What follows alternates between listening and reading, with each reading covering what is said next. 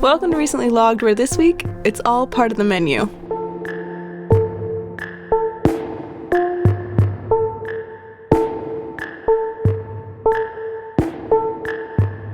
Hello, everyone. Hello. What's up? Welcome. This week, as you could tell from our intro, we are joined by a guest, this time a returning guest to the podcast. I was going to say our first returning guest, but that's not remotely accurate. Not true at all. What season was she on? Season one, I believe. One. Yeah. The very first. For you longtime listeners, you've heard this person before, but we hear from her frequently because That's so rude. she is our sister. Yes. Yeah. Welcome back to the podcast. Thank you. Would you like? I was about to say we haven't said your name. I was about to say, would you like to say your name? Yeah. Do you want to introduce say hi yourself to the audience? Hello. My name is Marianne. I'm happy to be back on the podcast. I haven't been here in years. This is my first time back. Man, it has been with your Back with the recommendation twice of movies. That's my recommendation twice. Yeah. Happy about it. Igor and the menu. Let's start contrasting films. I mean, for the diehard Igor fans, they're already well acquainted with you, Marianne. Yeah. Because There they we went go. back and listened to the episode already. They already know you. Heck yeah, They know do. you well. Yeah, this week we're talking about The Menu. Yeah. A recent film. So let's go over some of the basic facts. info Basic that you need facts. to know. What you need Let's to get know. into it.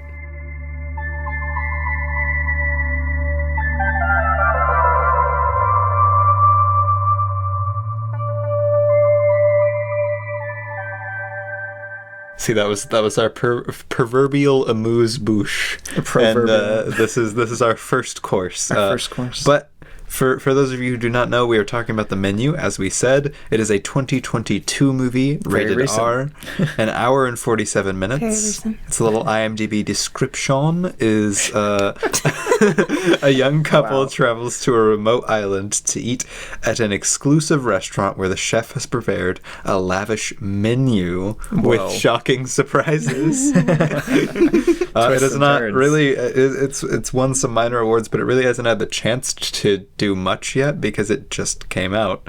The cast features Ralph Fiennes, Yeah. Anya Oh, yeah. Taylor-Joy, Love her. Nicholas Hoult, Yeah. Chau, Janet McTeer, Very nice. and others. It's a good ensemble. It's a good cast, yeah. Directed by Mark Mylod. Mylod? Mylod? Mylod. I would assume. Yeah. Mylod. Well, But there's no I. there's no I in it. Lloyd is usually spelled with an I. All right. We'll say Mylod. Written by Seth Reiss Reiss. and Will Tracy.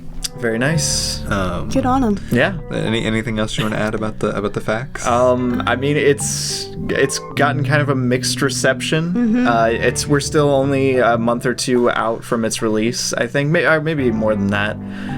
But it's had kind of a mixed reception with general well-liking from Yeah. most audiences that I know. Most people I know. Interestingly enough, the cinematographer is Peter Deming, who is a rather well-known horror cinematographer. Yeah. He did Cabin in the Woods, Mulholland Drive, several of the Scream movies, Evil Dead 2. Evil Dead 2, yeah. Drag Wow. Me to Hell, Twin Peaks. That's crazy. He Shot Twin Peaks: The Return. That's pretty cool. Okay. Wow, good for him. Wow. I mean, this is Cinematography. We'll get into more my thoughts on the cinematography later, but yeah, that's what you need to more know. or less all you need to know.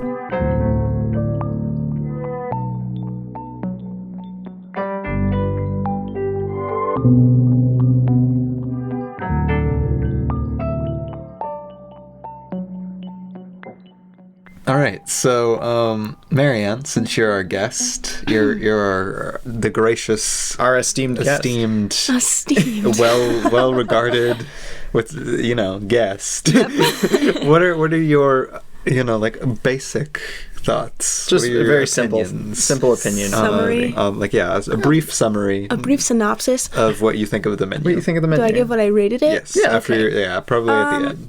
Okay. I really, really love this film. I know that's not the most popular opinion. Yeah, not everyone. But I thought this film was so good, and I personally connected to it, and just thought it was. I know that there's error in it. Obviously, it's not a perfect film, and I see that, and I recognize that. Yeah. But I personally enjoy. Well, I've seen it 4 times now, and it came out like 2 months ago. Yeah. So I enjoy it every time I watch it. Like even the twists, like knowing what's gonna happen in the movie and everything, I still come back and enjoy it. I rated it, I think 4.5 stars, so not perfect. 4.5 out of 5. 4.5 out of 5 though.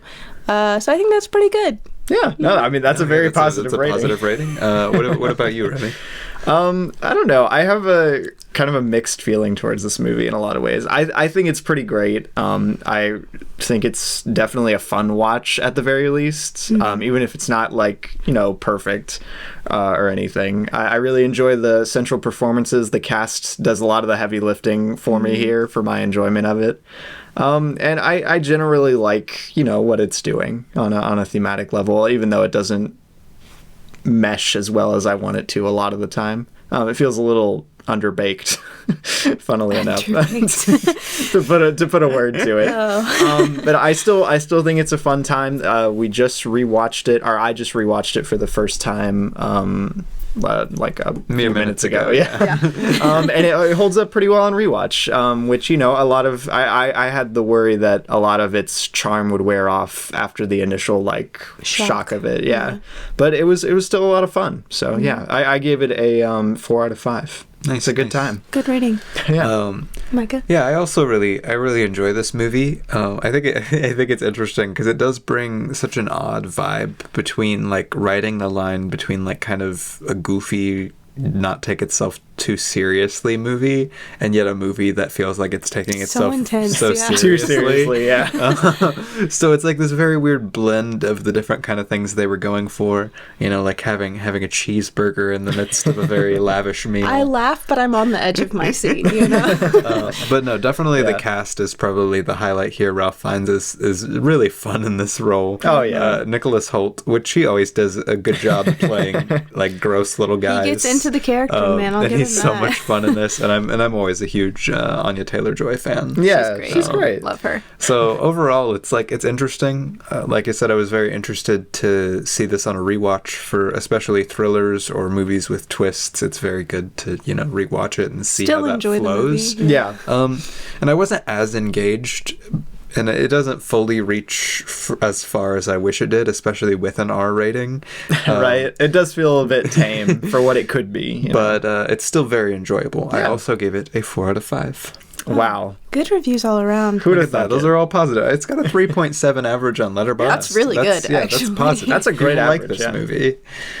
Good movie. Or at least people on Letterboxd like this movie. It's very funny. I don't know. A lot of the people that I follow, personally, the people I read film criticism from, a lot of the time, seem very either they liked it or they just absolutely hated it. I don't know too many people who adore it with all of their heart and think it's a masterpiece or whatever, but I do know most people seem to at the very least enjoy it to some degree. Yeah. I think everyone that I know that has watched it, I like it a whole lot more than they do. I love this movie, and everyone else is kind of it's good. Yeah, it's good. Yeah. Which is interesting because you're a little bit more out of the film sphere. So a lot of your friends be watching and stuff. movies for real. Well, no, Right. I'm saying a lot of your friends and stuff don't. Because there's a very specific way a lot of people who get into movie reviewing It's very talk niche. and Oh, look yeah, at movies. for sure. It changes how you look at movies. So hearing just friends who just watch movies. They to like watch movies, but they don't review movies. Yeah, Yeah. I think it changes how you end up viewing movies. So I was Absolutely, very it does, curious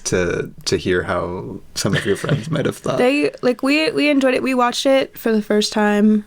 All together. It was a group of 5 of us, and we all watched it together, and the entire time we were I was just entranced with this film the entire time I was Nice. watching it, and I was this is so good, and all of my friends were you're insane, you are a sociopath and you're crazy. Wow.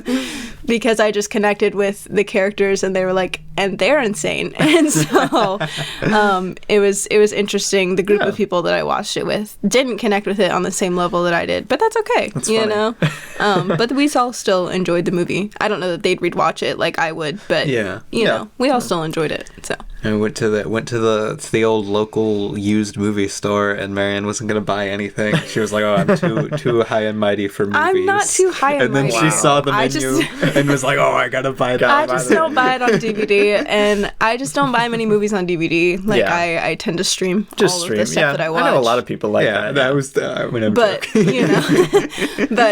I saw that movie and I was like, you know what, I gotta have it. And I thought that it came with a digital copy. Tragically, it didn't. Okay, so side note here about this. I love this used movie place. But we go there every week. Often, we go there almost every week, every and they Friday. often have digital slips in, even though they're used movies. And I swear, which the is so one great. I picked up off the shelf and looked at to check the price of the menu had the digital slip which in is it. the same one he handed to me coincidentally. So I don't know if he's crazy or. Well, when they go and retrieve the disc, like, because they don't put the discs it could in have the fallen cases. out. Yeah. It could anything could have happened. Yeah, I was about to say, and sometimes they'll even store the digital code slip with the disc. Right. Yeah, so I could, I still have the Blu-ray though. So you can still watch it. Store. I can still watch it, and it's still streaming. Where is it streaming? Peacock? HBO Max. I will say it looked a lot better on Blu-ray than on HBO. Oh, I'm sure it did. I mean, the compression and everything. Yeah, it's just the compression. But how about we open up with a question? A question. To really dig deep into the menu. Yes. All right, let's get into it. Let's do it. Second course, let's go. I have a question, just a default question, All right. unless anybody else has anything else they specifically would want to start out with. Not like that I had to start with. All right, well then I'll just go with a recently logged classic. All right. A goofy little question to get us into our discussion. What is your favorite scene or sequence? That is a question we've been asking pretty much since we started the podcast. Yeah, this is kind of an odd one to like pick one out on because it's not a very segmented film. Like it's funny to say that. It's literally the entire movie is segmented. It's very but it all flows really well. Give me your favorite course in the movie. Favorite course. Ooh. That's tough, man. Like favorite course segment, But it narratively it's a very flowing it flows movie. well. It's all it doesn't feel choppy despite the fact that it's chopped up. You never leave really the central location once you get there, and because it's a thriller by nature, it kind of carries you along scene by scene. Yeah. There's not like, oh, and this was this scene, and then they went out and did this, and then they went out and did this. Yeah, I don't think it ever feels super slow or exactly choppy in that sense. With movies like this, it's always hard to pick a scene. For me to pick a scene. I don't know. It's tough. You said you had something. I can go first. Yeah, if you sure. want. I'm still thinking. Go for Unless you want to, I don't care. No, I'm still thinking. I just asked the question. My favorite scene. Are we allowed to give spoilers? Is that yes. okay? Once we get past the little intro thing, it's usually presumed that we'll spoil the movie. Spoiler alert for the menu. My favorite scene is, and it's part of the reason that I so emotionally connect to the movie, is my favorite scene is watching him cook the cheeseburger at the end, and it's a really sad. It makes me want to cry. It makes me want to cry every time I see it because it's very sad and very sweet, a very very bittersweet, because he finally falls back in love with what he's doing. Right. He has this glimpse of passion again, he has his Anton Ego Ratatouille moment. Yes, he does. he vortexes back to being a simple line cook at a cheeseburger shop. I don't know what a cheeseburger shop is. A cheeseburger shop? That's not technically wrong. A diner, yeah. He has his Ratatouille flashback moment. And you can see just that, joy come back to him, but he already, the plan has already been set in place, and he doesn't, plan to go back on his word, and so he continues through with his... He can't ruin the menu. Right, so the menu must go on. But that was just a really beautiful scene for me, and very sad. Yeah, I was about to say, I think that scene kind of encapsulates a lot of what the movie is going for. Yeah, because a lot of the movie you could extrapolate is pretty much just artists and a criticism of artists and their passions and obsessions and losing what actually makes art. Yeah. I mean that's the center of this movie. That's and that scene is I think it's the most meaningful scene to me throughout this movie. Which I'm not leaving the theater for the menu sobbing my eyes out. But it's a sweet scene. Yeah, it's a solid pick. It's a very tonally interesting movie because you have that and like I said, you have all of these pretty serious elements. It ends on a rather self-serious tone. Yeah. But at the same time, a lot of the this movie is goofy as heck. One of my favorite scenes in the movie, just because it's goofy essentially, is when they get Nicholas Hoult's character into the kitchen and have him cook. And the editing is really good. Like, it's actually like a well done scene, but it's just so goofy as he just cooks the worst meal you've ever seen. I think that scene is really great. I would honestly, if I were to pick one, I would probably go with the cheeseburger scene. That just seems like the cheeseburger scene is probably like the best scene. It's like the most blatantly like great even, scene in I was the about to movie. say, even carrying like the little bit before and a little bit after with it, like I love like the tension and the dialogue between Ralph Fiennes and Anya Taylor-Joy's character. Like, They have a fun on-screen, I was about to say, chemistry. their chemistry and tension between each other is really nice, and it comes to a cool like fruition in that scene. Yeah. Because I mean, another one of my favorite scenes would be them talking in his office. You know, in that little is a break, good scene, like that scene for me, because watching the movie leading up to that scene, I was like, this is great, but like, what's the point? Until they get to that scene and you just see like the entire storyline kind of come to this aha moment. And I mean, their like interactions are really the thing about this movie that I enjoy the most. Like, obviously I like its like tongue-in-cheek satire of like, it's so funny. Art criticism and stuff like that. Like, it's a good time, but that really is honestly the thing that I connect to the most out of this movie is that central dynamic between the two of them and the way it progresses. It's very nice. Yeah, it's interesting because I think that actually brings out like something that I specifically wanted to talk about too, because it's a movie that feels, I think it feels like it's almost trying to do too much, when really a lot of the central elements that work are mostly honestly between like those two characters. I could see that. Like, it feels like it's trying to tonally do a little too much, and like you can even see if you look at how this movie was marketed and stuff, and I guarantee that's a lot of the way, like the reason a lot of like mass audiences would have been disappointed with this is it very much markets itself as like a thriller, almost horror, like suspense thing. It's so funny. I thought it was going to be scarier than it was. Yeah, it's not very scary. Everyone thought it was going to be a cannibal movie. It's very goofy. Everyone thought it was going to be about cannibals, but it's not.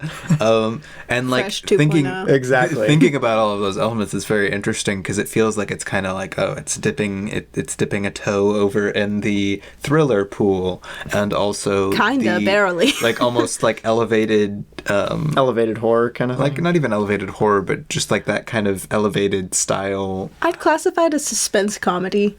Yeah, I would too. And then it's also like it's got all of these different elements that it's kind of tapping into, but I don't feel like there's much cohesion outside of those two characters who kind of feel like they operate outside of all of that. You think like the more thrillery elements are just kind of more there as like window dressing to sell it. They feel like window dressing to me, because I can see that. I wouldn't say 100%, but they're necessary for like the plot of what they're going for. The whole thing is that like he's gonna kill all of them by the end. But if that was like really the plot that they wanted to fully go for, I feel like they could have committed a lot more to it. I don't think they needed to, though. I just wanted, I don't know. Especially Did you want it to be bloodier? I wanted it to be a lot bloodier. I wanted it to be a lot more like, I don't know, when I get into a movie like this, maybe this speaks poorly on me, but if I get into a movie like this, or like my expectations for something like Funny Games or something like that, something that's advertised as kind of like this, like, this like sick twisted thing from a normal meal, I want it to actually like slightly disturb me or something. Well, and this doesn't come anywhere near that. It is disturbing, but for a different reason than they advertised. You sound like me talking about horror movies. yeah.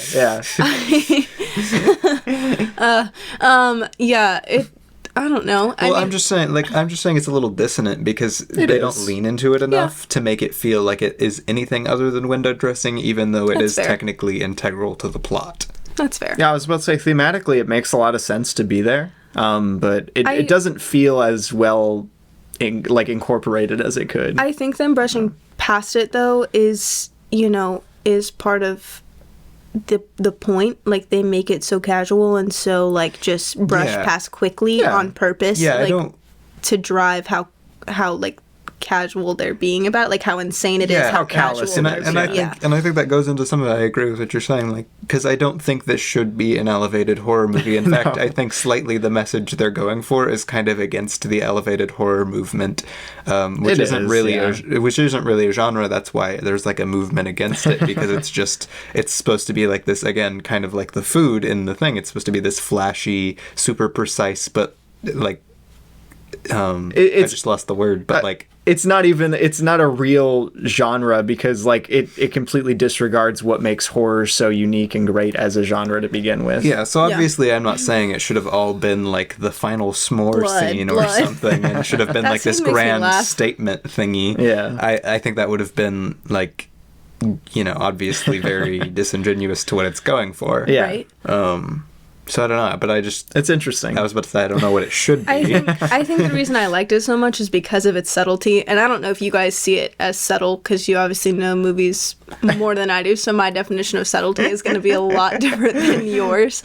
But like the message is so subtle, especially in the beginning when the real insanity, like the unraveling begins. Well, I would say I agree with you, but I think you're using the wrong word. It's not subtle. It's not subtle. It's not subtle at all. The cheeseburger literally has like a 1-to-1 like exact like meaning in everything. Yeah, in the and story. from the very opening, all of these rich people coming on this. I mean, it's a very blatant story, but it does have a lot of thematic richness. Yeah, to it's got richness It's like in its themes. politically driven, but it's Yeah. not politically driven in my face, and so Yeah, which is a feat. I appreciate it. It's yeah. more like what you're describing an is like agenda, it's like a but fable more than anything. I was about to say It's a simple. cautionary tale. It's simple, but you it's know. not like when it's not subtle. Yeah, when making a movie like this, you write a fine line between being like enjoyable and making a point, or like really in your face, like look at all these terrible people, Right. eat the rich or something like that. You know, like they don't go full with that. They don't go full eat the rich, because again, one of my favorite parts of the entire, like one of the funniest things to me is that he brings one of the people on, the actor on the island, simply because he hated his film so much. Yeah, like that he was like, this man deserves to die for what He's he like, did. it was my one day off, and I watched a bad film that you were the star of. He didn't even write it, didn't direct it, nothing. He just was, his face was on the screen, and he said, you know what, that's it, done deal for you, guy.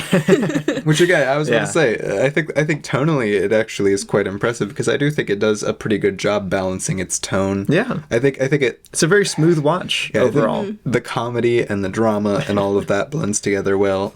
The s'mores scene never really works for me. I don't like it. It doesn't land well. It makes me uncomfortable. I hate watching it. Well, no, I like it in theory. I do really like it as an ending for the movie. especially I don't as like like watching the chocolate drip down their face, like in their eyes. I'm like, no, ew. that's cool. That's the point. That's the first thing that feels like it kind of is going for Horror-y. the kind of thing that I wish it was going for, but at the same time, it's doing it in that, like, again, kind of elevated horror facade type thing, where it's all very. It feels out of place with the rest of the movie, I think. It is a very, to me, it feels like a full different tone of like. That scene feels, and I appreciate that it takes itself seriously in its last little bit, but I wish the s'more thing had a bit stronger footing, you know, as an it had ending. more impact. Yeah, because I really like it in theory. In fact, like it's kind of similar to an ending of like a horror script that I've written actually, but just slightly different, not having anything to do with food. Delicious. So like it's very up my alley in terms of what I want from like a quote unquote scary or like gross movie. I want it to be like, I want them to do gross and scary, disturbing looking things with good imagery. So I don't know, it's very odd. Do we have another question though? What did you guys think of like the ensemble? I said that I liked it, but were there any standout performances that you guys enjoyed, or just like fun chemistry, fun line deliveries, anything? I always love Anya Taylor-Joy. She is one of my favorite like actresses recently. She's been in a lot more of the things that I've watched as of late. Oh yeah. And I just she's great. She's good at like, everything I've seen her in. So even the bad movies, like even the New bad Mutants. movies. Oh man, New Mutants. Man. I think she just does. I think the entire the entire cast does a great job, like really being in their characters. Like they all definitely take their characters to heart, even the sleazy, like, gross ones. Like, they play it well. I don't know how to pronounce his last name. I really don't, and I don't want to, like, completely mess it up. Yeah, I don't know either. I was going to help you, Leguizamo? Yeah, Leguizamo. Like John that. Leguizamo? John Yep, believe that's the one. I have loved him I was like, what are you guys talking since I watched Ice Age. And for some reason, every Wait, time who is he in Ice Age? He's Sid. He's Sid. Oh, that Every tracks. time I see That's him what in I associate something- him with, yeah. Every time I see him in something, I get really happy. Like, I really just... Right? I just love him and stuff. And he's fun in this. He's good and he's fun. And, like, all the characters, like, as unhinged as most of the movie really is, they all, like... I don't know. They all just It's play good, their parts yeah. well. Good performances, Yeah. pretty much all around. And the characters that are supposed to be the worst are the worst. And, you know, I don't know. It just they all work together really well. They all had great chemistry on screen. Yeah, to bring a little criticism to the point of the ensemble, and it's not really the ensemble's performances. I think the performances are all good. Performances but are I fine, think I think that also kind of leads into like just that feeling that I kind of get from this movie that it's a little sloppy, because I think the ensemble, especially like even like the chefs and like the even like the chefs in the kitchen. the different yeah, chefs. like the different chefs in the kitchen, and then you have like the married couple, and like all of these different things, like the business. All of them feel like they're there because they're there in the story, but it never really feels, again, because Anya Taylor-Joy and Ralph Fiennes are really like the main thing going on. I feel a little like. In the same way that the s'more thing doesn't feel like it fully ties together, I can it see always that, feels yeah. a little weird to me that these characters are, yes, there for a purpose, but are just kind of there at the same time. That was my pretty much biggest and only complaint with the movie, is that it felt super underdeveloped in some, Yeah. like, you see those characters there and you hear bits and pieces of their stories as to, like, why they're there, kind of, Yeah. but, like, the one guy, like, cheated on his wife, and, you know, the other guys were, like, laundering money, and, Yeah, you yeah. know, Homeboy was in a bad movie. But, like, Honestly- that's really all you get to understand. The critic, they go into a little bit more, but not even really. Like, you don't get to know them. And I know that's not the point, because, like you said, Yeah. the driving characters are, you know, the Yeah, chef. Honestly, I don't know. It feels honestly, empty, though. With how goofy this movie is, I kind of wish they would have like gone for like flashbacks, like That would have been kind of fun. Oh, that'd have family, been great. like Family Guy style. The like Family Guy Oh, kind God. of he mentions why he brought them there, why he's punishing them, and then it like shows something to where you actually get some like Yeah, real interactions. I didn't connect with any of the other characters because Yeah. you're not given the chance to. Like, you Yeah. Again, a lot of I the don't know. movie, despite like kind of what it's going for, I think about like making good, genuine, and fun art, I feel like a lot of the things kind of feel like you know, like sprinkles. Well, it's interesting because there's almost no personal stakes to any of the side characters, Yeah. which really leaves them, because like I like all of them in theory, Yeah. but then there's nothing that really connects them I was to about me. say, they're getting punished Like, I for a connect- reason that yeah. connects to what's his face, Yeah. but we aren't connected to him. Exactly. We're not supposed to connect with him in that way. Yeah, which I don't know. It always leaves me a bit flat with the side characters, because I like a lot of the stuff that's there. I like a lot of the critique and stuff that's there, but I don't know. It always falls a little flat, like you said. Yeah, I was about to say, because you're not supposed to empathize with the people in the restaurant. You're supposed to see why, like they all are there for different reasons. right. But you're also not supposed to empathize with Chef. I Mr. Chef. empathized with Chef through the whole movie, during dude. this part of the movie, during the like whole movie. during this, because like That's what my friend said I was insane. it's supposed to keep the tension going. So you're not supposed to be like, yeah, because you don't have any context, it's a tension building thing, but because you can't empathize with him for killing all of them because we don't know anything, like we're not personally connected Yeah, to I can that, see what you're saying, and I guess, you're yeah. not supposed to empathize with them because they're bad people.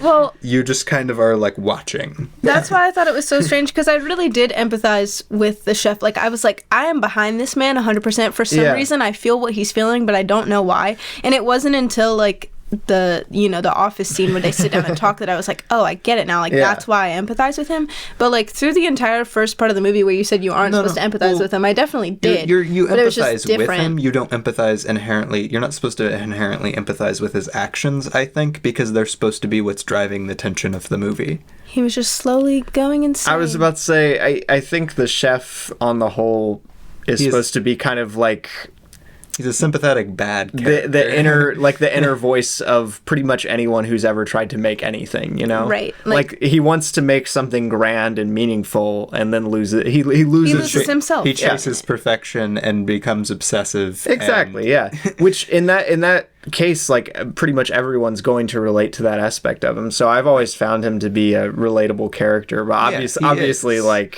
I can see what you're saying. For the non-psychopathic part, I'm not saying you shouldn't empathize with him. Obviously, you're supposed to. Again, the whole reason the cheeseburger scene works is because you empathize with it. That's such a great catharsis. But you're not, again, when you're watching the first part of the movie, you're not inherently supposed to empathize with his actions just because they are narratively the driving tension points of the movie. Yeah.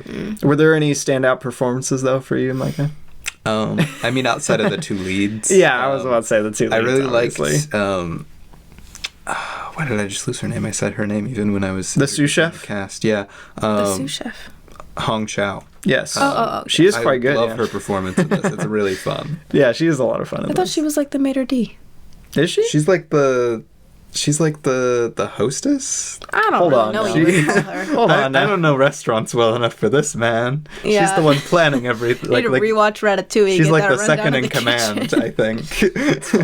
I always thought she was more like a Marino. You know, I don't front of the house. I mean, she could be a Marino. I That's don't know. funny. That's how I view. None her. of us paid attention close enough to catch her job title. I don't think they ever say it, but like that's how I view her. I don't think they say her because she deals with all the front of the house stuff. She's never in the kitchen. No, they also say she was in charge of like getting things together and delegating responsibilities. That's true. Like Marino. No, but like delegating responsibilities to the chef. Marino doesn't delegate Hell's responsibilities to Hell's the Kitchen chefs. parallels. Oh, sorry. I've been watching a lot of Hell's Kitchen recently, if you could tell. Yeah, I guess, but I still wouldn't call her a sous chef for that. No, I didn't call her. I called her a sous chef. Oh. I called her like quite wrong. I don't know. Like the sous. the second in command. I don't know. Yeah. But yeah, no, I can't praise the Christina to his Gordon Ramsay. Ralph Fiennes and Anya Taylor-Joy. The person who does the little angel wing flap symbol or signal. Their energy here really carries a lot of my enjoyment of this movie. Like, absolutely. Dude, without their tension and their energy and their back and forth, and they're very like. There's so many great very small cut and dry in the way they talk. in Ralph Fiennes' performance here, as usual. It's crazy. That's what carries it. His performance is like oddly emotional, but so deadpan at the same time. Exactly. He's great. I will say though, because I just thought I forgot to mention this when you asked standout. I do think Nicholas Hoult genuinely is giving a really fun. He is really great. I wish his Tyler, character was a bit more like, I don't know, empathetic to a degree, because he just kind of goes off the rails like within a few minutes. He's absolutely like, I know. He's absolutely insane. Yeah. Yeah. Like you don't like him from the very first scene. I just wish they would have made him a little more empathetic, because it just he brought a woman to the island to die. I think his character worked more for me on a rewatch, actually. Really? Like making him like be completely sinister inherently from the start, just completely disillusioned by this guy. I don't know. It just seems he seems like a very cynical character to write. I don't know. I know the movie isn't necessarily saying like all people like him are bad, but like I get what it's trying to do. Yeah. And it just feels too sinister to me. Honestly, it feels like kind of a joke too. Like how removing the illusion. How Tyler ends up dying, man. Oh my god, it's such a joke to like that would literally be a joke somebody would make on the internet. Yeah, I get what they're saying though. Like with the I get it. I just wish I connected from to the it more. art. No, it's cool. I love his performance. His character I was just had a saying, good point. I wish his character was again. That ties back to that ties back to every side character, every person sat in the kitchen has a thematic reason for technically being there. The critics for people like stomping on young artists. The actor for people like an artist who's lost any care for his like to be for his craft, craft wise.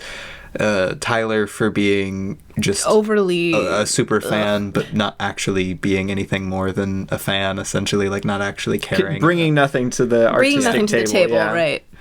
So like each of and like the married couple for not actually appreciating any of the food, they just keep coming back. Like everybody's there for a reason. But again, it ties back to that, but it doesn't really feel as much as it should. Yeah. Yeah. And that honestly, I as much as like I bellyache about that, that's really honestly like my only big criticism of the movie is that it just doesn't make me feel as much as I want it to. Yeah, because this is like a good movie. It's fun. A good movie. It's a great movie, I would argue. It's got a good production design. It's a good movie. I think the editing especially pops off in a couple scenes. I love it, yeah. Yeah, I guess so. I don't know. I'm not enamored with the editing. It's functional, but I think in a couple scenes, like in like the kitchen scenes especially, like anytime it's in the kitchen, I feel like the editor was like, okay, we can have fun. I like the way the movie looked. It was pretty. Yeah, it's got a nice look to it. Filmed here in our own state, Georgia, on Jekyll Island, Represent. in Savannah. Whoop whoop, you know. You can go to the restaurant. Yeah, you can go to the island. Is it a real restaurant? That was filmed on? I don't think so. But Jekyll Island is a real island really in Savannah, Georgia, though. So you can go to the island. Yeah, it's a real restaurant. All of these people are real. It's a documentary. It's a documentary. The venue is a documentary.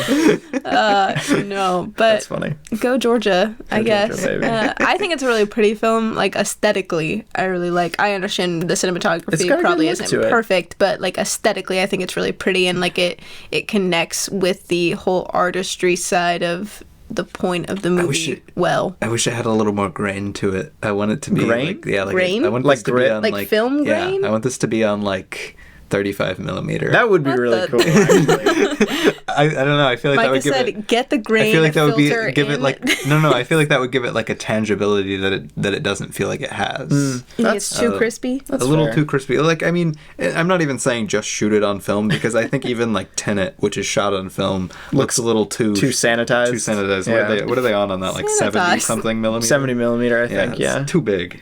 What was this shot? You don't like the big celluloid, Micah? It's a boo. Boo. It's funny though. Yeah, I was about to say, I'm pretty sure this was shot on like just digitally. I will say I do like the handheld stuff that they do here. I never quite know how to feel about handheld because it can be so like pointless. It can feel so low effort a lot of the time when I see movies use it. And a prestige television kind of brought that curse upon movies too, where they would just like shoot handheld coverage of a scene and then edit it together, however, you know. Yeah. But this has a pretty good intentionality to it. It adds it to the unease. It's pretty intentionally shot, and I think it's pretty good. I liked it.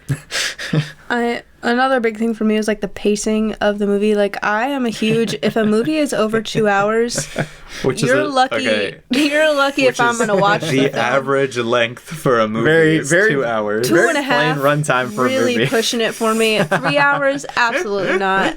You watched like 2-3 hour movies and liked them both. That I was tricked into watching. But you liked them. But yes, I enjoy them. But like for me, pacing is a huge thing. Like there have been so many movies that I've watched where I'm like, this to me is the death of me because it is so boring and taking so long.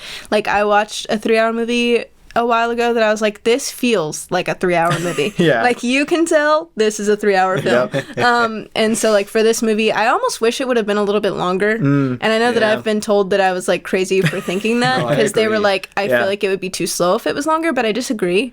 Like I feel like they could have done a whole lot more. Like you said, building into the side characters and things like that. They made it longer. Or again, do like flashbacks or something. Right. Like something to. Yeah, I think it could have been longer. Some of the points feel like they breeze by too quickly for me. Towards the latter half, they kind of lose a lot of like the very intentionality of his speeches and the menu, like the course title cards and everything. It feels like it's going very fast. It feels like, whoa, you just went through, which is good because it's engaging, right? But, like it keeps you interested. It does leave you wanting a bit more. Yeah, and I think too, like it starts to get faster, and yet it doesn't like build its tension in a proper way to go along with that. Because like you have like the finger. I feel like it does. I feel like the more like chaotic it gets, the faster paced it is. But you have like the finger cutting off thing, and I think that's one of the most like brutal things in the way that it's filmed. And they do that right after. Because I was about to say, that's right in the beginning. That's right after the. Right after he. Yeah, Yeah, right after yeah. the mess course. The mess, yeah. And then so then that happens, and that's one of like the most overtly like graphic violent things shown, because even the Both those scenes back to back were probably the most graphic things in the movie. I was about to say, even like Man's Folly or whatever, they never do that. They don't do that Dude, in any that like, goes by graphic so quickly. way, or they speed through it. Yeah. It's, so it doesn't build The course tension lasts like I 3 think minutes. It should. That's the scene I was actually thinking of when I said it went by too quickly. Was that scene? I don't think it drove its point well Exactly, enough. Like yeah. they could have elaborated a Yeah, little it seems bit more. again. It seems out of nowhere because we have no backstory for that. We're not connected to any of it. Even less so this character who's bringing on the reason for this course. Yeah. Right. And the themes that She just got I was gonna say, introduced. and like the themes She's that it hardly in the plays movie, into yeah. of like like sexual assault and that kind of thing of people in Like the especially service industry or like the art artist industry. Yeah. That's hardly breezed over. Like that's Yeah. completely, and that's a whole other can of worms that you can get into. Right. If the art industry promotes, if you're a talented artist, being able to get away with stuff. Yeah. So like. Good idea. It's a good idea, but that's even more so than almost every other point it goes for. This thing is like breezed through, and the actual quote unquote like violent actions of it, which are very like uncomfortable in theory, are not shot or presented in a way that even like That made makes me it super as a unnerving. guy cringe. Like I was Right. was not bothered really. Unbothered. For the actions that are happening in that scene. I feel like I should be bothered. I thought she stabbed him elsewhere. Dude, so did I the first time. And then it cuts and it's And just then it like cuts on and his it's thigh. just his thigh, and I Yeah. was like, oh, it could have been so much better. Right? That was my thought. It could have driven the point home so much Yeah. harder. I thought that was so funny that they decided not to go Right? for Because that. again, that feels like It feels like the thing to obvious go choice. I don't for. know. Again, why it's Well, that's why we all sat there guys. and like it switched to him and his thigh was See, stabbed, and I was thought- like, really? I thought both times. I thought it showed him getting stabbed like right there. So That's how they filmed it. That's what they wanted you to believe, and then it was. Just I wonder if they had to his change it thigh. maybe. I don't They know. might have. For some reason. because I was under the That might impression have that it been was the like that original anyway. plan. I like you going into this. That's why I said as a guy, I didn't see that it was stabbing into his thigh. Yeah, no, it shows his thigh. It's all ripped and bloody in that one spot, like pretty far over on Man. his thigh. Yeah, That it's is- like here. See, and on that's his thigh. kind of lame. Why do that? Exactly, If yeah. the point you're going for is like a comment on sexual assault, then why not? And holding people accountable yeah, for and their folly. actions. Yeah. Yeah, and I don't know. That's honestly like one of the weaker parts of the entire film. Yeah, that Hey, whole like the- 3-5 minute Yeah. The egg segment. thing was fun. The egg thing. the egg thing. The egg thing is fun. That is a funny bit. That's good. But yeah. Any other major things you guys want to cover while we're here? I was about to say, do we have any other questions? I don't know. We've talked mostly about like it's funny. I wasn't sure if I wanted to do an episode on the menu when you guys first brought it up, just because I don't have too much to say about it outside of I liked the performances and I wish it was a bit better. So I've pretty much covered a lot of my just thoughts on the movie. Yeah, and really. I was about to say, I think we've covered a lot of the bases because honestly, the biggest problem I have with it, I mean, we all gave it positive Yeah, we're ratings. giving very we all positive ratings, were like, yeah, it's not perfect, but like I think the biggest thing that makes it feel like it's not perfect, or at least feel like it's not hitting as it should, is exactly what we've talked about. That it doesn't really fully take its time to elaborate on a lot of like the side characters and stuff, and get you more invested into the actual points it's trying to make, Right. despite the points all being there. Right. Because, like, the point of the movie was why I connect with the movie so Yeah, much. You know, yeah. like, someone who's worked in the service industry and who works in, like, art and is, like, passionate about things. Like, Yeah. that movie connects so hard. I was about to say, Because you can't make everyone happy, and everyone's always going to hate what you do, no matter how obsessive you become with it and, like, stuff like that. Yeah. And that's it's a hard reality to swallow. I was about to say, all three of us here are either artists or work in the service industry, Right. or Yep. both. Right. So,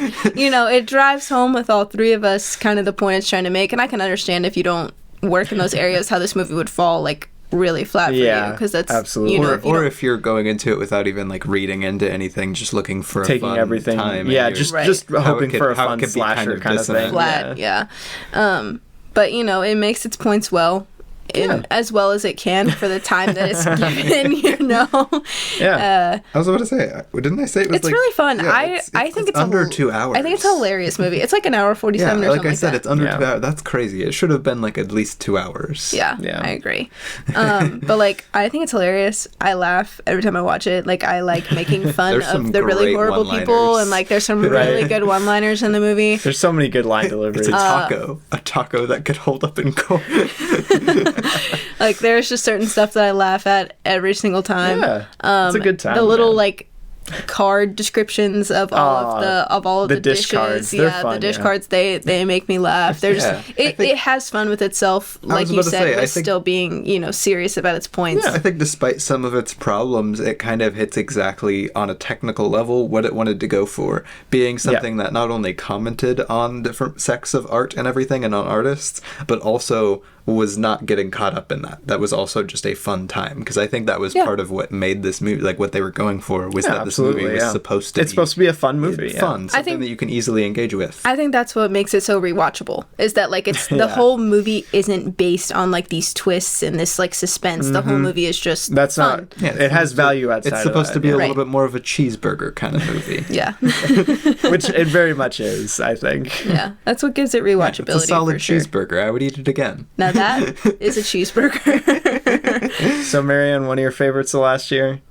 Yeah. Maybe your absolutely. favorite? I watched a lot of really good movies in 2022. there was a lot of good I'm stuff gonna be last really year. honest. Like 2022, and I don't even like movies like that. Marianne's but not. She's not as they into make fun of movies me as all the us. time because like I'm just not that big of a movie person, and they're trying to get me. They're like, "Oh, maybe you'll like this," and I'm like, "No." No, I won't. No, it's what I make fun of you most for is we'll show you, like, we'll talk about all these movies and you'll be like, oh, sounds terrible. She goes out with her friends or like her boyfriend or something, and then she'll tell us what she watched. And I'm like, I you think watched he's that still. of all You're still things. mad Of all about things. Oh Brother Where Art Thou. I think That a little and like salty. the fact that you Dude. watched like The Northman before I did is hilarious. That's to me. crazy. That was another one of those movies. There were two movies that I got tricked into going to see in the movie theater. One was The Batman, and one was The Northman. Very recent And, examples. You know, both good movies. 2022 Yeah. movies.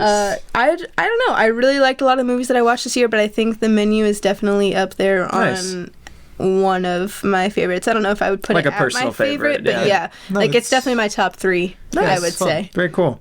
I don't remember if it made my top like little 20. It does a top 20 top I made 20? for the list. Yeah. No, White Noise beat it out. I think that's the I was bottom about of to mine. say, I don't think it Which- would for me. 21. 21. There you go. But yeah, just to Yeah. cover over, I feel like we've covered everything well. Absolutely, but yeah. again, I gave it a 4 out of 5. 4 out of 5, baby. 4.5. 4.5. 4.5. We love to see it. And Robbie, what did you give it? Oh, I already said I gave it a 4. Well, yeah, I was saying, like, say it again. I already did. We're recapping. Well, yeah, but he already said he was sorry. I gave it a 4. you guys were like, 4, 4, 4 and a half, yeah. 4. I was like, yeah, I gave it a 4, and you go, 4. 4. I gave it a 4. But yeah, that was the I logged it on my menu. letterbox. We hope you enjoyed Very nice. this carefully constructed, meticulously planned Right. Obviously. menu before you. Bon appetit. Bon appetit.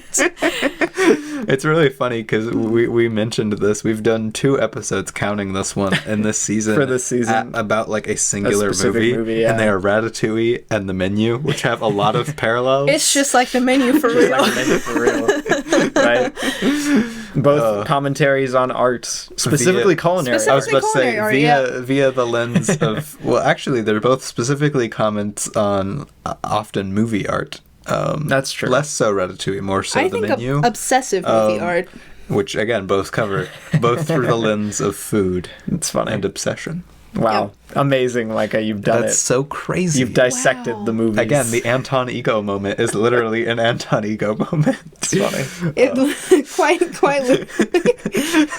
But yeah, anything else you want to add, Marianne? I don't think so. I think I've stated my piece of the movie. Anything Very you wanna nice. anything you wanna shout out? No, I don't really do much. I quote, don't really do much. I mean, I have a letterbox. Not active. I mean, it'll be linked in the log description, my yeah. movies on occasion. See, Haley, my girlfriend, who's also been on the podcast before, she'll like only log a movie if she like really has something she wants to say, but like for very specific stuff. Like if she thinks of something and she wants to like tell the crowd of people that is on Letterboxd, then she will write a review. Otherwise, she doesn't log anything. I have a friend of mine who has a Letterboxd account, and her only logged movie is Diary of a Wimpy Kid, Roderick Rules. Yeah. And so I use my Letterboxd about that much. But I have multiple logged movies in there. I actually just logged The Menu. Nice. And I'll probably go back through and log all my 2022 movies just because I did. Recently logged will probably... Oh, wait, you didn't review it probably, though. No, but I can. I was about to say, because the recently logged HQ page... The HQ... We haven't actually announced the HQ page. Well, what better time than now? For those on Letterboxd, we now have an official HQ page. It's the center, the home of recently logged now. Go follow. If you have a Letterboxd, which this is all like of the revenue of the podcast has not covered all of the expense for the HQ. Go follow the HQ page. So guys. Go follow it. Search There's some cool stuff. Logged on Letterboxd. It's cool stuff. Do it. I think. Yeah, so that's about all I have to plug. If you guys want to follow me on Instagram, you can, but it's a personal account, so don't expect much. I don't really, I don't do much. It's always funny when we have like personal friends and family and stuff like on the podcast instead of like someone who's in like the film review sphere, or just like the filmmaking sphere. We almost always get like friends on the podcast, but like Yossi and stuff. Like Yossi, he's got like a bunch of projects. Yeah, he's got like a short film and stuff like that. Yeah, they were like, "Is there anything you want to plug?" And I said, I don't really do much. So it's funny. Yeah. Yeah. But yeah, this was a lot of fun. Yeah. A lot of fun. Thank you for joining us on the podcast again. Anytime. Go listen to the Igor episode. Go listen to the Igor episode. Can't verify its quality. Certified childhood classic. Probably not very good in hindsight, but I've re-listened to it recently. Actually, that episode, episode. Yep. It's a decent-ish episode. It's okay. You can go hear how different our voices sound. I was about to say early recently logged is 5 years ago. It's very strange. I don't think it's bad, but it's definitely strange. Yeah. But yeah, thank you guys for joining us. Thanks for listening. And we hope that you enjoyed our thoughts on the menu. And we will see you next time with maybe some other vaguely cooking-related movie. Only culinary arts movies for the rest of 2023. That is season 5 is all arts. food movies. That would be insane. That'd be wild. Anyways. But thanks for tuning in, guys. We'll catch you in the next episode. On the flippity flip. Bye. Bye, guys.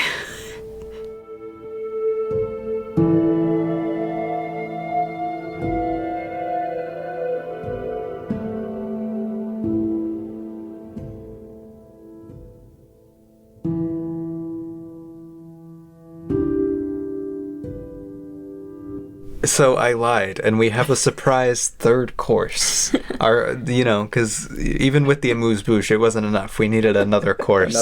A fan favorite course, according to one fan. We're gonna do a quick little what we watched segment. Which, for those of you who are new to the podcast or have never listened this far, the what we watched segment is a little thing we do at the end where we just talk about all of the movies we have watched since the last episode. Yes. Giving brief ratings and brief thoughts. We try to be, again, brief. Emphasis on the brief. We sometimes fail. We're going from the 24th, which is when we put out our last episode. Yes, we are.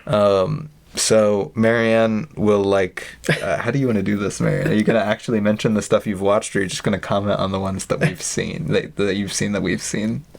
What have I watched this week? Exactly. Yeah. Let me think about. Because we usually go in date order, switching off. Yeah, we let usually. Let me think about it, and I'll comment on the things that you guys watched that I have watched. But all right. Let me think. All right.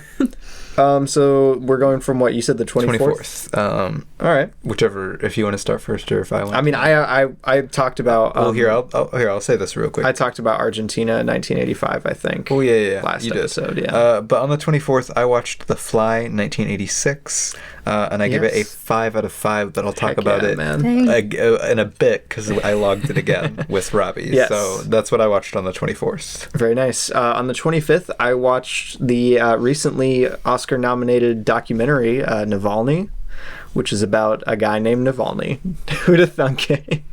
It was pretty good. It's weird. It's like a spy thriller documentary in a sense, and it manages to make its dramatic tension work really well, which I was not expecting.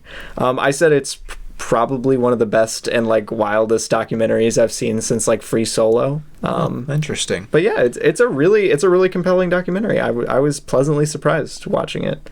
But yeah, Navalny, I gave it a 4 out of 5. Nice. Actually, I do remember a movie that I watched this week. Not great, but I watched Sing 2. Oh boy. Oh randomly man. one morning while I was Nice. getting ready for the day. I was like, yeah, I'll throw this on. You know, it wasn't my favorite. I'll say that. It was cute, you know, classic kids movie, classic Sing movie. Classic Sing. Yeah, everything goes wrong, but magically everything goes right at the end, you know. how Classic kids movie Arch. They Arc. really come together around the pop songs that your kids will be singing for ages. It's really interesting because I actually heard a much more like overwhelmingly positive like reception for Sing 2 than as opposed to the first Sing, which a lot of people in my circle absolutely despised. I was gonna say, I didn't really like the first Sing movie, so Yeah. I don't know why I expected good things. I didn't really expect good things for the second one, but it was just something to turn on. Yeah. Yeah, What so would not you have great. rated it? What would I have rated it? Probably 2.5. Oh, okay. Right in the maybe middle. 2. I don't know. It wasn't great, but All it right. wasn't terrible. Yeah. You know, Tough so. but fair. Tough. All right. Also on the 25th, I watched Lot 36. Lot 36. The That's first not a episode. movie, Micah. I mean, technically, they all have like they're all I've seen that. they're all feature length under They are. Letterboxd standards. Well, they're not feature-length films, Mike. Yes, they are. They're feature-length episodes. Feature-length episodes Short of a limited films. series. Whatever, man. It's an They were- anthology But they were series. but they were released on like distributed and on Letterboxd as like individual I films. thought- Yeah. Oh, they are You they? can- Like you Black log them Mirror individually, episodes. Well, I know you can log them individually. I'm saying, are they not all part of the same show? They Like they are. weren't They are, distributed but as it's- one season of a show? Yeah. No. They are. They're separate things on Netflix. No. Oh. But So yeah. It's a movie, Robbie. Anyway, I watched watched Lot 36. Lot 36. not when you which watched is it, but I a did watch it. feature-length film. Episode. Feature-length episode. Film. You of all people, Robbie, are not going to get caught up on the That's semantics funny. of episode versus film. No, I'm just giving you a hard time because you usually like get on to me You're when the I one mention to be, like yeah. a short film that I watched. This isn't a short film. I know, but like it's a feature film in all respects except for distribution, is what I'm saying. Right. Anyway, Lot 36 is pretty mid. It's by Dang. the guy. Found into Curiosities episode 1. Yeah. Nice. Guillermo del Toro, if I'm not mistaken. He's just Yep. he's just a producer. He Produced it. Yeah. And he has a technical writing credit on a lot of these. This one I think was based off of a short story by him. Oh, interesting. Yes. And you know, Tim Blake Nelson is giving a fine performance I in love this, Tim but Blake he's a really unlikable character, Aw. and it's a very basic plot. The and plot falls so I was about flat to say, on its face. the moment it actually starts to get kind of fun, it's literally just over. It seems cheesy. So it's I didn't care it's for kind of it. cheesy and not Aw. that well executed. Now, I will say don't base your entire thoughts on Cat of Curiosities off of episodes 1 and 2, because both of those, like I Well- said, fell really flat for me. Well, again, it's a project. but there are ones that are really good. It's a project of filmmakers being like given a budget and actors No to make offense to those films. young filmmakers. I'm sure they're going to be great. So, but yeah, I gave it a 2.5 out of 5. Very nice. Yeah, I'd probably do about the same. I just realized that I said I logged Navalny on the 25th, but I logged 2 other movies that day. I didn't even Wow. realize. Wow. Thank you. Okay, go on. What else did you watch? But on later the that 25th? evening, I went out to the theater and was one of the 3 people in the theater for Babylon, the new Damien Chazelle movie. Which, if you've listened to this podcast for a while, you'll probably know that I'm a big Damien Chazelle fan. I mean, Micah is too. Yeah, definitely. And I wanted to go see his new movie while it was still in the theaters, and I did, and it was phenomenal. It was fantastic, great movie. There you go. The controversial thing. Right? Apparently, people are very divided on this movie. It has a pretty darn good average, but it seems like people either adore it or just absolutely despise it. At least the people I know. I was about to say majority probably falls Are gonna towards like it, adore yeah. it, but I think it's probably Damien Chazelle's weakest movie from a directorial standpoint, which, I mean, obviously it's a lot bigger than most of his other productions have been. So that's to be expected. He's still a relatively, like, inexperienced, quote-unquote, director. He's a very talented director. But I think it's got a really great ensemble. It's got a really great screenplay, which I don't know what I expected, but I didn't expect it to be, like, as well written and characterized as it is. Margot Robbie. I'm now on the Margot Robbie appreciation train because she is phenomenal here. She's great. And I don't know. I hadn't really seen her in much before, but she's great in here, and it's gotten me even more excited for Barbie than I was before. But yeah, it's a kind of a aggressive, like not methodical. What am I thinking? Mythic. Different thing. Aggressive, mythic kind of movie, and it's very much up my alley, and it's really well shot, and it's really good. I really had a great time. I should have expected to enjoy another Damien Chazelle movie, but I liked it even more than I thought I would. So, and I thought a lot about it since I watched it. I was actually thinking about it earlier today. It's got a really great final act. So yeah, it's phenomenal. Great. Might as well just do a whole episode on it at this rate.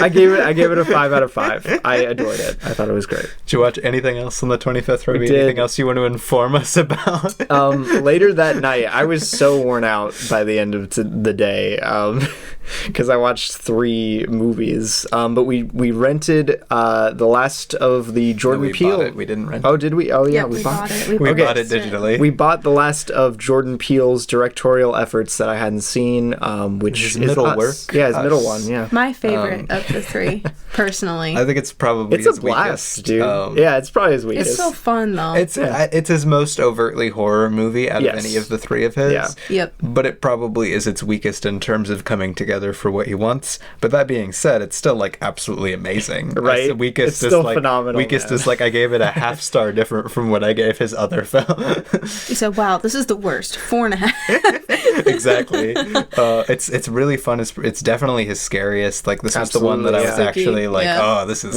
scary. Yeah. It's also still pretty darn funny. Probably even funnier than Get Out or No. Oh, it's really funny, dude. So like it's just a good movie. It's a good time at the movies, and I praised Jordan Peele for his use of like iconography and symbolism in his other films like Nope, but that's like I think that's honestly the strongest thing about Us is its iconography and everything. It feels instantly like classic and recognizable and iconic. It's great. I gave it a 5 out of 5. I thought it was great. Yeah. I think it's pretty darn fantastic. My favorite Jordan Peele movie. So it's a solid pick. I you can't be upset. Like I think we didn't like it as much. And I think it's his worst. I think it's his worst film, but I can't be upset at someone loving Us a lot because it's a great movie. No, it's fantastic. I think it's just so funny. I enjoy it. Yeah. Then though on the 26th, I watched Pickman's Model, which is like episode like 6 or something. Oh, another of Cabinet of Curiosities. Another Cabinet of Curiosities. This is from the director Keith Thomas, who directed Firestarter, a movie from 2022 that I really did not like. I heard it was really bad. It's not good. Not good. Pickman's Model. How did this stand up compared to that? Pickman's Model is better than Firestarter. Yeah, we're getting somewhere. But also, like I feel like is bad for like a bad start because Pickman's Model is a bad story to adapt to film like this, and the direction just doesn't really flow with this. You know, I love Guillermo del Toro, but if all those stories are his, no, this is a Lovecraft story. I was about to say some of them are real weak, man. H.P. Lovecraft is very hard to adapt to movies. And this story specifically, again, a lot of people talk about it. The entire premise of the Lovecraft story is about this artist who makes paintings that are so disturbing and vile that it makes people go insane, but then they show you all the paintings in the movie. Why would they and show like you they're the just paintings? Goofy little violent paintings. Well, why would they not leave that to the illusion of the mind? Exactly. So it kind of completely it doesn't misses translate visually I was about to say what yeah. makes the short story, which I've read, like really engaging and scary. It's because you can't see the pictures. Yeah. Combined with like some kind of weak direction and a weird performance from Chris Crispin Glover. If he ever listens to this, you don't show the pictures when they're meant to drive Crispin people to Glover's insanity. like, and my art is so scary. That's how he talks the entire movie. Exactly. My art. It's funny, Micah. You're really selling me on watching this. I kind of want to see it now. You like my art, man. You gotta look at it. Yeah, again, another swing and a miss for the Cabinet of Curiosities. I give it a 3 out of 5. Oh. Oh, 3 out of 5 is not terrible. It's not a bad rating. Did you watch anything on the 26th? I have not. another thing on the 26th. Wow, he missed a day. So also on the 26th, I was really upset. I was working a lot this weekend. Also on the that's fair. You were busy. On the 26th, I finally sat down.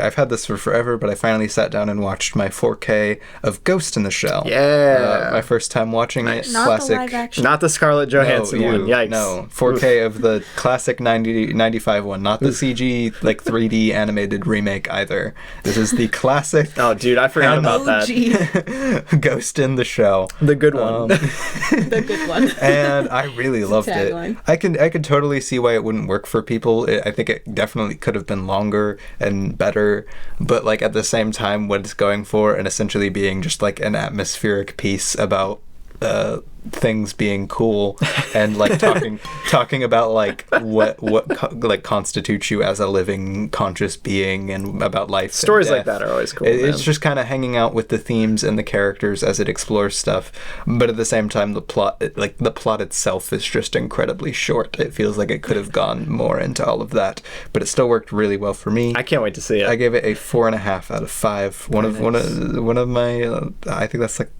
one of the highest ratings out of anybody I know who's rated that. Oh, really? Wow. I know it's generally well liked. Yeah, I don't know how. It's usually like a 3.5, 4 kind of movie from people.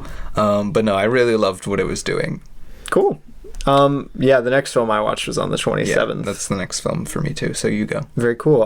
I watched another documentary that was nominated for Best Documentary at the Oscars for this year. It's called The Fire of Love. Well, not The Fire of Love. It's called Fire of Love, without the. Which, gutsy move to make a documentary about a subject Werner Herzog already made a documentary about. But this is like one of the most masterfully edited, and put together, crafted films that I've seen in the documentary, corner. Yeah. Because it combines reenactment, archive footage, and infographics in the most seamless way I've ever seen any documentary do.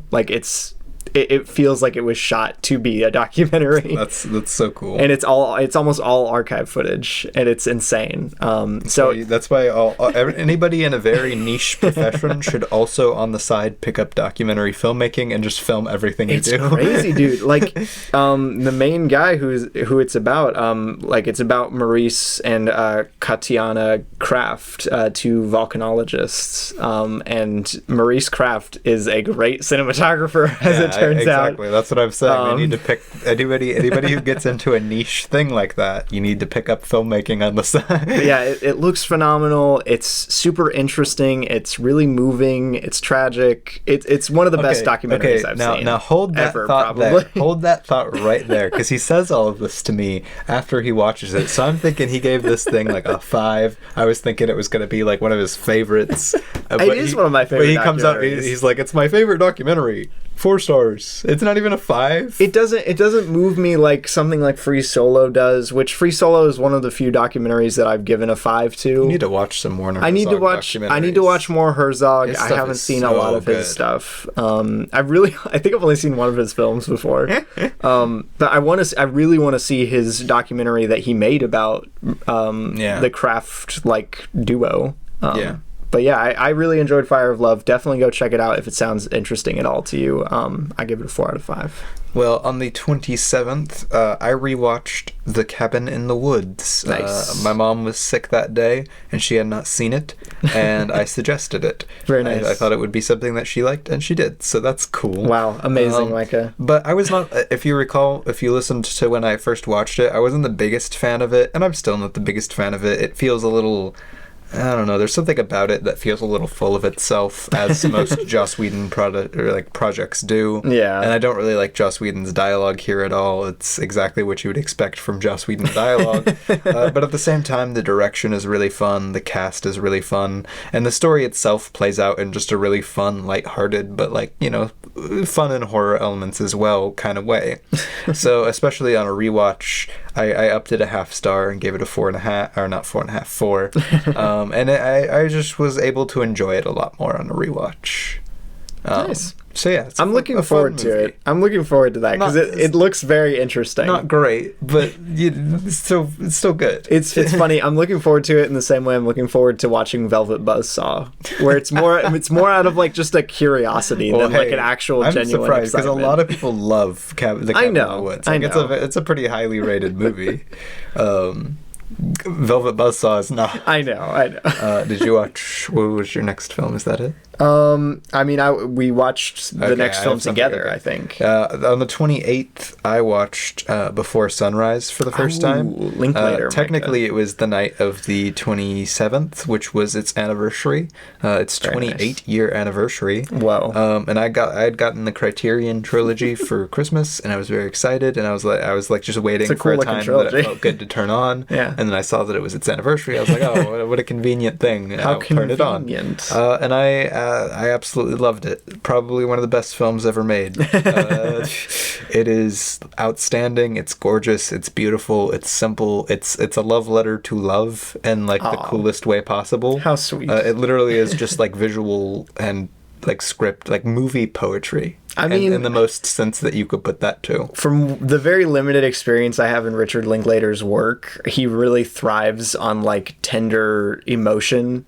And that seems like what the Before trilogy kind of is. This movie just drags you in so well, and the dialogue is so outstanding. And Ethan Hawke and Julie Delpy, I think is how you say her last name. Not entirely sure. Give really, really fun performances. I loved it. I give it a 5 out of 5. Very nice. I can't wait to watch the Before trilogy. Ethan Hawke is just like...